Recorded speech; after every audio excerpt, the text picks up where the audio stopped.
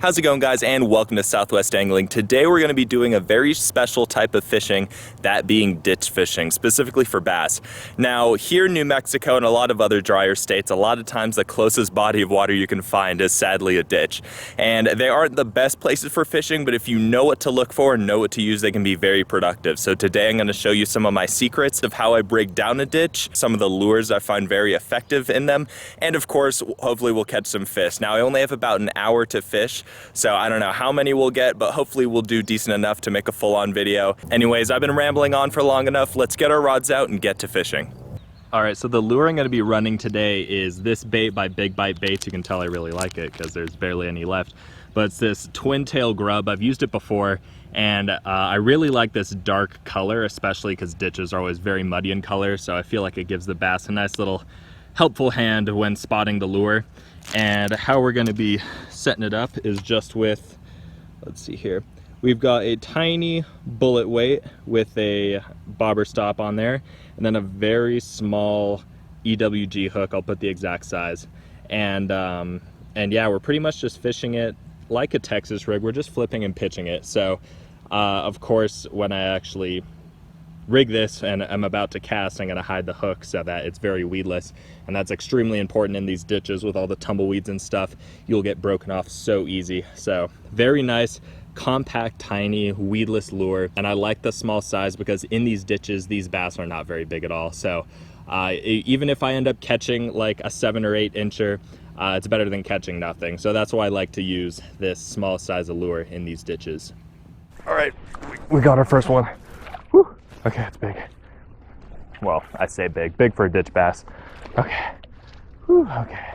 Just tire you out, buddy. I may have to flip them. It's a hard spot to go near the water. Yeah, let's just go for it. Woo! There we go. Oh my God, I haven't caught a ditch bass, let alone a bass in a long time. Look at that guy. Ate that little twin tail grub. He was right by these laid down sticks. Just looking for cover, flipping that in, and he smoked it. Awesome fish right there. We're gonna get some pictures. All right, we got the hook out. Gorgeous, gorgeous fish. We're gonna get him back. Whew, sure does feel good to catch a bass again. So the place where I caught this bass is right where these downed logs sort of are. He was right behind it. I was just moving the jig around there, and he smoked it, and he dashed under the log, so I had to sort of work my way around to wrestle him out of there. But that is just a classic spot for finding bass on the ditch. You got to find something that's different. They aren't going to be in the middle of the channel. They're going to be honestly usually pretty shallow, and they love sort of laid down structure like that. So awesome fish, textbook, exactly where it should be in the ditch. Sweet. Another, I actually saw him. Woo, I saw the flash of that guy. Oh, he's a lot smaller, but there we go. Woo! Oh crap, got some water on the lens. There we go. Yeah, I literally saw him flash like he was a trout in a river. Came right out. Cute, tiny little bass. He was in more of these reeds. That's another good spot I like to target when it's nice and sunny out. Gives the bass a little bit of shade. Tiny guy, but still very fun.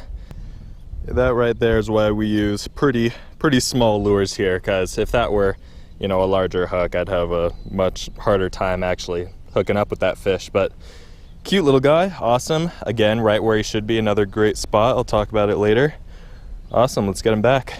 Big guy, right in that weed bed again. Well, I say big, he's probably as big as the first one. Whew, man, that was maybe 5 minutes, less than 5 minutes, honestly, than that other one. All right, buddy. Woo! There we have it. That guy's, wow, look at that. No stripe at all. Really weird with some of these ditch fish. Whew, again, right in that sort of weedy area, and he smoked that thing. I felt the hit. It was almost like a jig bite, just a loud little tap. Set the hook, and look, he wasn't going anywhere. Nice fish. I'd say close to a pound. That's pretty good for a ditch. Beautiful fish. All right, so I'm gonna show how I've been catching those past few fish. You'll see these reeds all along here. They make deep little, almost like troughs that the bass sort of sit in between them. And all I'm doing is that I'm casting near the edge, slowly lifting it up, and letting it fall back down, sort of letting it crawl over all that structure. And when you do feel that bite, A lot of times it's really subtle, like that one fish I saw the flash for, I did not feel the bite for it whatsoever. And a lot of times it's gonna feel like a little peck. Sometimes I'll slam it a little harder, but yeah, that's all we're doing. Just working it over those reeds. Make sure to take any grass you have on your lure off.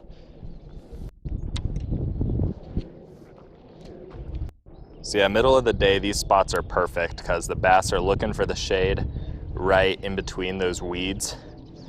And I actually prefer ditch fishing a little bit later in the afternoon, sort of like 1 o'clock to 2. Oh, a carp just jumped over there. 1 o'clock to 2, and that's because the sun just beats down and it makes them push into these areas where they can find some cover. So that's all we're doing, just making our way through these weed beds. And if we see any isolated timber, some downed wood, we're gonna be dropping our lure into that as well. Well, unfortunately, that's going to be it for the video. I ran out of time. I only had an hour, but I think for an hour I did pretty decent. I mean, 3 fish and 2 of them were actually sort of socially acceptable. One of them was my typical pipsqueak size, but overall I had a lot of fun, and I hope you all learned a lot about how to break down a ditch and fish for the bass in here. They can be pretty tricky, but hopefully with the tips I provided, they can be a lot easier to catch. I'm planning on posting a lot of videos this summer, so if there's any fishing trips you guys want to see filmed, be sure to let me know in the comments and I'll be sure to make it happen. Thank you guys so much for watching, and I'll catch you next time.